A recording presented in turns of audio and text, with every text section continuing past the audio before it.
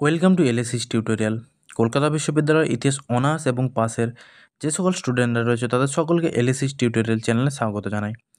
তোমাদের এই ভিডিওটা বিশেষত ফোর্থ সেমিস্টার স্টুডেন্টদের জন্য।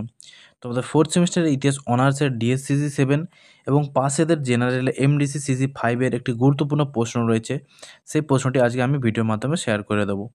অলরেডি আমি তোমাদের এই পেপারে সাজেশন পোস্ট করে দিয়েছি। তোমরা যারা এখনও চেক আউট করোনি অবশ্যই প্লেলিস্ট চেক করে চেক আউট করে নিতে পারো। এবং যারা নতুন এসেছে অবশ্যই চ্যানেলটিকে সাবস্ক্রাইব করে রাখো নিত্য নতুন বিভিন্ন আপডেট পাওয়ার জন্য। তাহলে আর বেশি দেরি করছি না, আমি সরাসরি মূল ভিডিওতে আসছি। তাহলে তোমাদের প্রশ্নটি দেখো।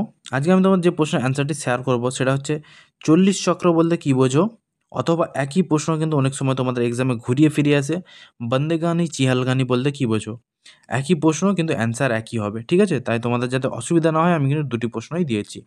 ভেরি ভেরি ইম্পর্টেন্ট প্রশ্ন, তোমরা কিন্তু অবশ্যই অ্যান্সারটি খাতায় দেখে নোট ডাউন করে নেবে। এবার আমি অ্যান্সারটি বলছি, তোমরা খাতায় দেখে দেখে নোট ডাউন করে নাও। দিল্লি সুলতানি শাসনের সূচনা পর্বে রাজনৈতিক স্থিতিশীলতা বজায় রাখা ছিল অত্যন্ত গুরুত্বপূর্ণ। 1206 খ্রিস্টাব্দে কুতুবুদ্দিন আইবক দিল্লিতে তুর্কি শাসনের সূচনা করলেও প্রকৃতপক্ষে তার উত্তরসূরি ইলতুৎমিশ সুলতানিকে সংগঠিত রূপ দেন। তিনি বুঝতে পেরেছিলেন একজন সুলতানের একার পক্ষে রাজ্য শাসন কঠিন, বিশেষ করে অভিজাতদের নিয়ন্ত্রণে না রাখলে। তাই তিনি তার বিশ্বস্ত ও দক্ষ তুর্কি অভিজাতদের নিয়ে গঠন করেন একটি পরামর্শদাতা গোষ্ঠী, যাকে বলা হয় 40 চক্র বা বন্দেগানি চিহালগানি। এই 40 জন সদস্য ছিলেন রাজ্যের শীর্ষ পদে অধিষ্ঠিত। প্রথম প্যারাটি বলে দিয়েছি, এবার দেখো সেকেন্ড প্যারাটি কী রয়েছে। 40 চক্র ছিল মূলত এক ধরনের অভিজাত গোষ্ঠী নিয়ন্ত্রিত পরামর্শ পরিষদ। এরা কেবল ইলতুৎমিশের প্রতি নয়, বরং সুলতানি শাসনের রীতিনীতির প্রতিও একান্তভাবে অনুগত ছিলেন।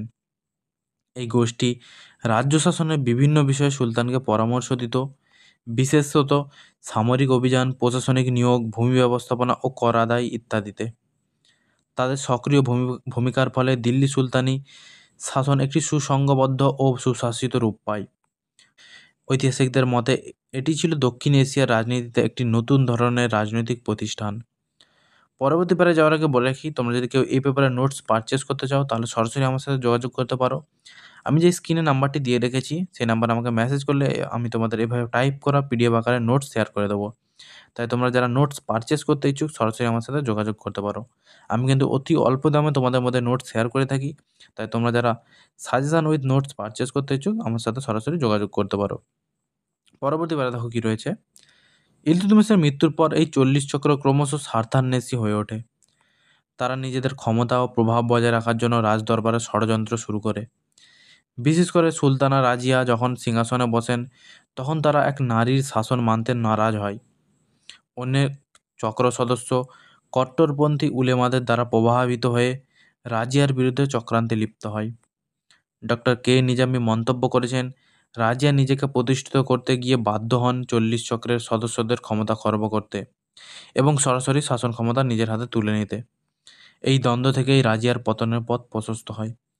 পরবর্তী প্যারায় যাওয়ার আগে আরেকটা কথা বলে রাখি, তোমরা যদি কেউ 5th সেমিস্টারের অনলাইন ক্লাসে অ্যাডমিশান নিতে চাও, অর্থাৎ আমি কিন্তু অনলাইন ক্লাস স্টার্ট করব 5th সেমিস্টার থেকে তোমাদের, তাহলে আমার সাথে সরাসরি যোগাযোগ করতে পারো।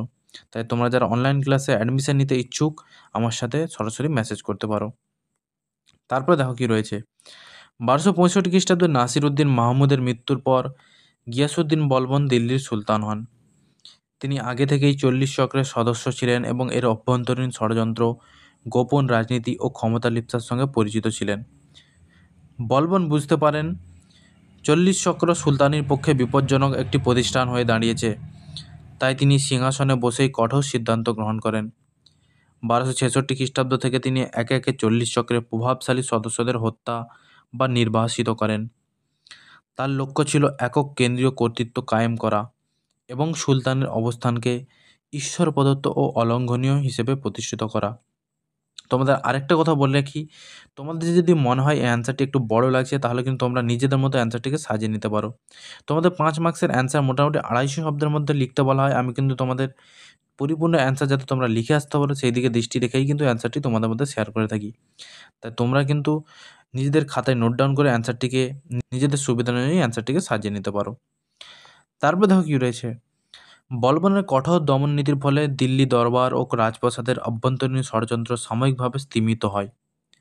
রাজ্য শাসনে ব্যক্তিগত আনুগত্য ও শৃঙ্খলা ফিরে আসে।